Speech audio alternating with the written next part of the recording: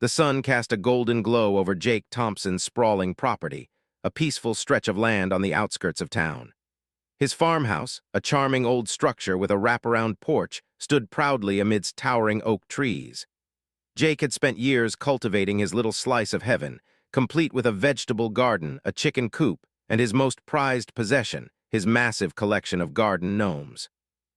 Each one had a unique personality, from the fishing gnome by the pond to the mischievous one peeking out from behind the rose bushes. Jake had always been the laid-back type, preferring the company of nature over noisy neighbors. Unfortunately, his land bordered a pristine cookie-cutter neighborhood controlled by the most dreaded force known to suburban America, the Homeowners Association. The HOA, led by an iron-fisted woman named Karen Witherspoon, had long despised Jake's property. To her, his farm was an eyesore, a wild and unruly blemish on an otherwise perfect neighborhood. She had made it her personal mission to get rid of anything she deemed unacceptable, and Jake was no exception. One crisp morning, Jake stepped onto his porch with a steaming cup of coffee, ready to enjoy the peaceful silence. But something felt off. His eyes swept over his front yard, and then it hit him. Several of his garden gnomes were missing. The fishing gnome by the pond, gone. The one in the tulip patch, vanished. Even the chubby little gnome near the mailbox had disappeared. Jake frowned, setting his mug down as he stepped into the yard, scanning for any signs of disturbance. As he reached the edge of his property, his gaze locked onto a figure strolling down the pristine HOA-controlled sidewalk. Karen Witherspoon, dressed in her usual pastel cardigan and clutching a clipboard, strutted past with an air of smug satisfaction. Her nose wrinkled in disapproval as she glanced at Jake's remaining gnomes, and a knowing smirk curled on her lips before she hurried away. Jake felt a slow burn of anger rise in his chest. He knew she had something to do with this. Karen had been complaining about his gnomes for months, calling them tacky and a nuisance to the community's aesthetic. Jake took a deep breath, shaking his head. He had a feeling this was just the beginning. If Karen thought she could steal from him and get away with it, she was about to learn the hard way that he wasn't one to be messed with. Jake paced around his yard, counting the missing gnomes. 7 gone. 7 hand-painted, carefully placed gnomes vanished overnight. His jaw clenched as he thought about Karen's smug expression earlier. He knew she had taken them. This wasn't the first time she had meddled in his affairs. Over the years, she had filed countless complaints against him, from the unsightly color of his barn to the fact that his rooster dared to crow in the morning. He had ignored her before, but this was different. This was theft. Determined to confront her, Jake marched down the gravel path toward the HOA neighborhood. As he stepped onto the pristine sidewalk, he felt the stares of a few nosy neighbors peeking through their curtains. He knew his rugged boots and worn flannel stood out in a place where pressed khakis and designer handbags were the norm. He didn't care. Karen was in her front yard, trimming the perfectly manicured hedges that framed her unnecessarily large house. The sight of her standing there, acting innocent, only fueled Jake's anger. He stopped at the edge of her driveway and cleared his throat loudly. "Morning, Karen," he said, voice steady but firm. She turned with an exaggerated look of surprise. "Oh, Jake, what a surprise to see you here." She wiped imaginary dirt from her gardening gloves. "Something I can help you with." Jake crossed his arms. "I think you already have. My garden gnomes are missing, 7 of them. Any idea where they might have gone?" Karen blinked, feigning confusion. "Garden gnomes? Oh dear, I can't say I've seen them. But honestly, Jake, those things were such an eyesore. It was only a matter of time before someone removed them." Jake's fingers curled into fists at his sides. She wasn't even trying to hide it. "You stole them," he said, his voice low with restrained anger. Karen scoffed. "Stole? Oh, don't be ridiculous. I simply enforced the community's standards. Your gnomes didn't fit the neighborhood aesthetic. They were lowering property values." She tilted her chin up, looking at him as if he were a misbehaving child. "It's really for the best, Jake." He let out a slow breath, forcing himself to stay calm. He had 2 options: argue with her, which wouldn't get his gnomes back, or play the long game. And Jake was a man who knew how to be patient. "All right," he said, nodding slowly. "I see how it is." Karen gave him a sickly sweet smile. "I knew you, understand." Oh, he understood, all right. As he turned and walked away, Jake was already forming a plan in his mind. If Karen thought she could take from him without consequences, she was in for a surprise. This was far from over. Jake spent the rest of the day stewing over Karen's arrogance. The way she had smirked at him, the way she had blatantly admitted to taking his gnomes under the guise of community standards. It all made his blood boil. But instead of letting anger cloud his judgment, he sat on his porch, rocking in his old wooden chair, and started thinking. If Karen wanted to play dirty, she had no idea just how dirty he could get, within legal limits, of course. The next morning, he decided to do some investigating. If Karen had taken his gnomes, she had to have put them somewhere. And since she was the self-proclaimed queen of the HOA, it wasn't hard to figure out where she'd hide them. Jake made his way to the community clubhouse, a pristine white building with giant windows and an overpriced security gate that barely served a purpose. This was the heart of the HOA's operations, and if his gnomes were anywhere, they'd be here. Sure enough, as he peered through one of the side windows, he spotted them. Lined up against a wall like confiscated contraband, his poor gnomes stood in captivity. Some were wrapped in plastic bags, others were just stacked in a haphazard pile as if they were nothing more than trash. Jake gritted his teeth. It was one thing to steal them, but to treat them like garbage, that was personal. Just as he was considering his next move, he heard voices approaching. Ducking behind a row of neatly trimmed bushes, he spotted Karen walking toward the clubhouse, flanked by two other HOA members, both of whom looked equally uptight. "We did the right thing," Karen was saying. "That mess of a farm was bringing down the entire neighborhood's charm. Those gnomes were just the start. Next, we'll deal with his ridiculous chicken coop. I mean, honestly, livestock? What is this, the 1800s? Jake's jaw clenched. First the gnomes, now the chickens. Oh, she had no idea what she had just started. As the HOA members disappeared inside, Jake made his way back to his truck. He wasn't just going to take his gnomes back. No, that would be too easy. He was going to teach Karen a lesson she'd never forget. A slow grin spread across his face as the perfect plan started forming in his mind. If Karen thought his gnomes were a nuisance before, she was about to experience them in a whole new way.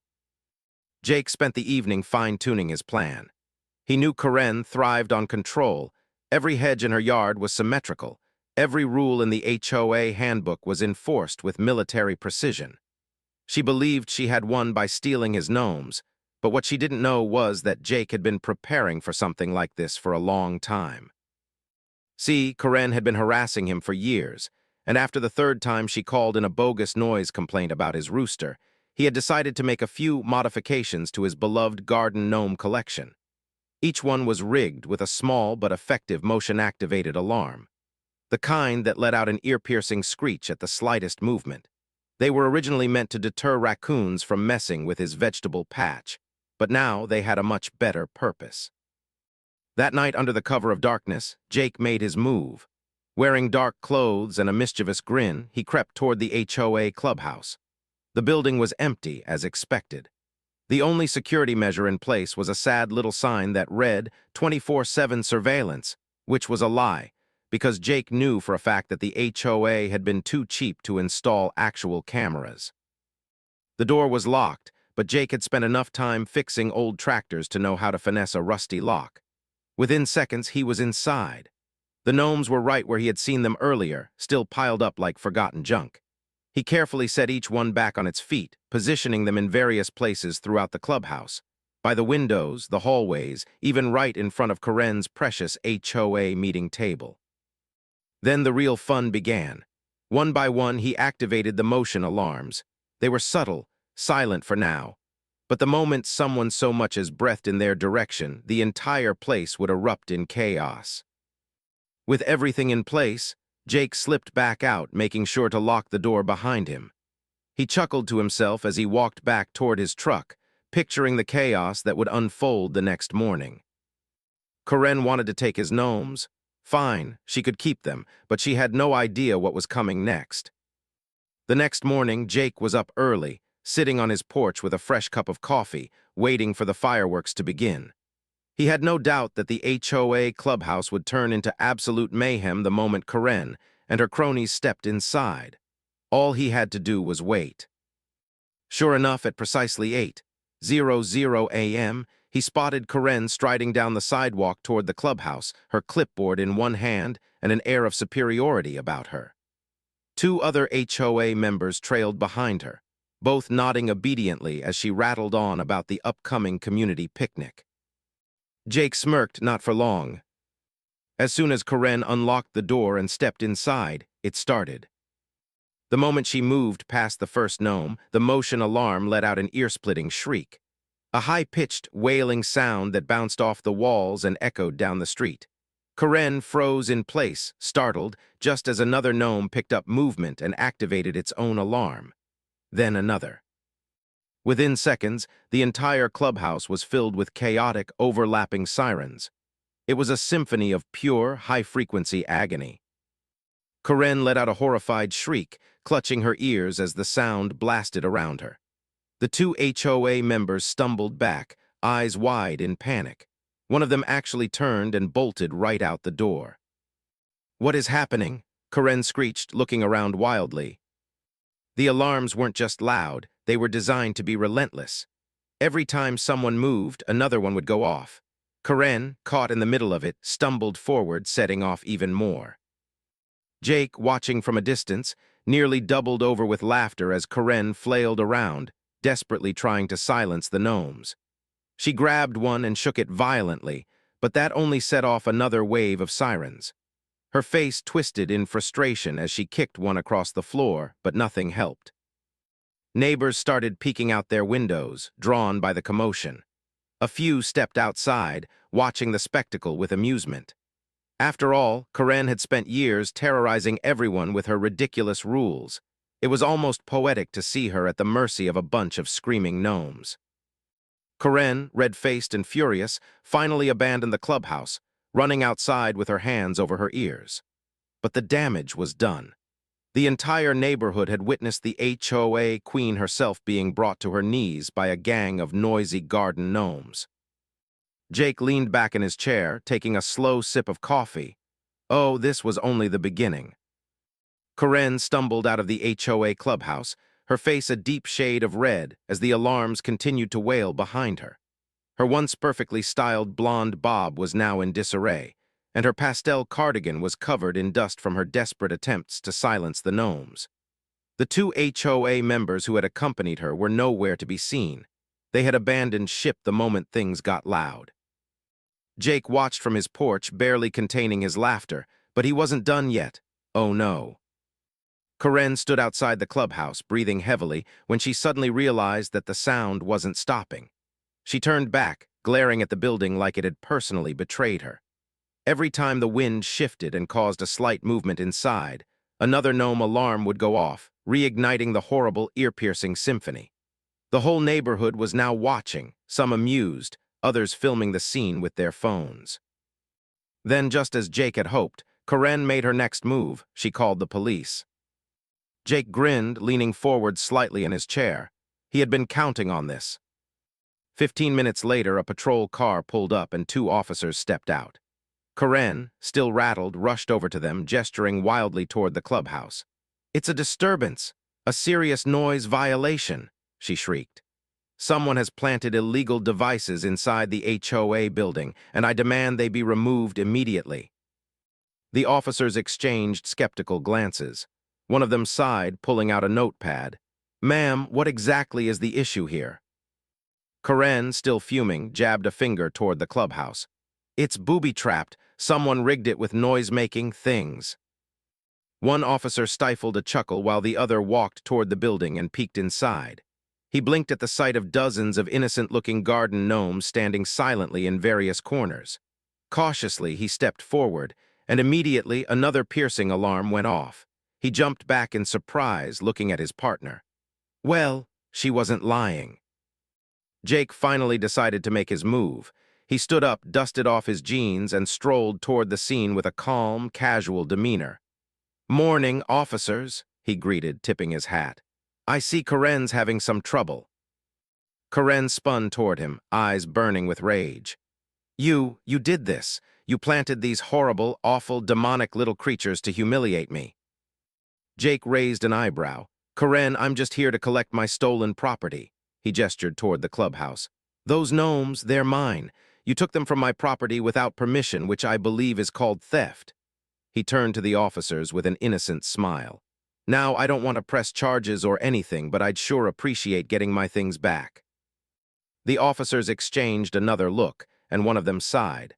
Ma'am, is it true you removed these items from Mr. Thompson's property?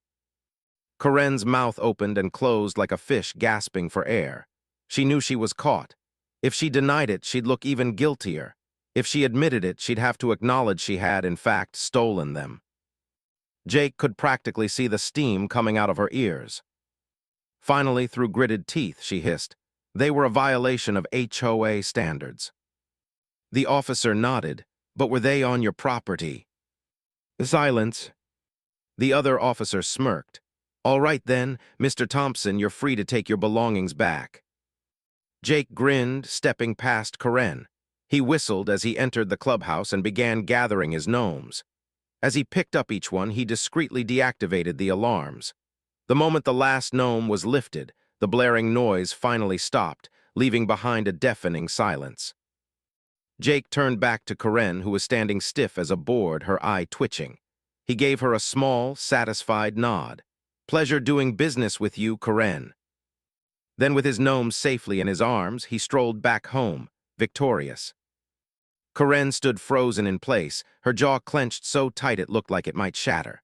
The gathered neighbors, who had watched the entire spectacle unfold, started murmuring amongst themselves. A few chuckled under their breath. Some even openly smirked. The great and mighty Karen Witherspoon, queen of the HOA, had just been publicly humiliated by a bunch of garden gnomes. Jake could hear a woman whisper to her husband, I've been waiting years for someone to put her in her place.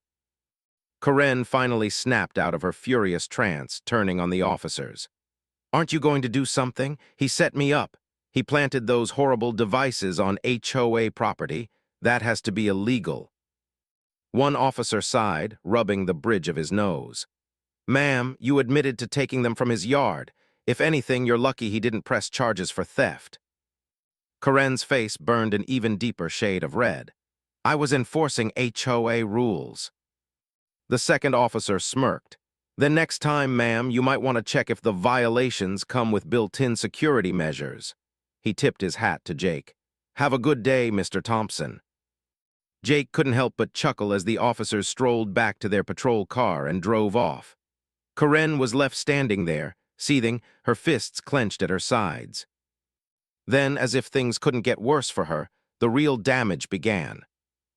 A man from the crowd stepped forward, arms crossed. Karen, you've been bullying people in this neighborhood for years.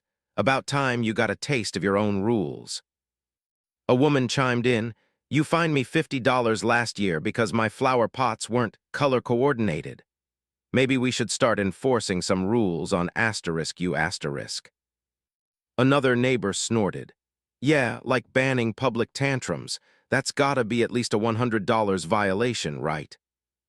Laughter rippled through the crowd as Karen's face twisted in horror. For the first time in her reign, she had lost control. Her power over the HOA was slipping, and everyone knew it.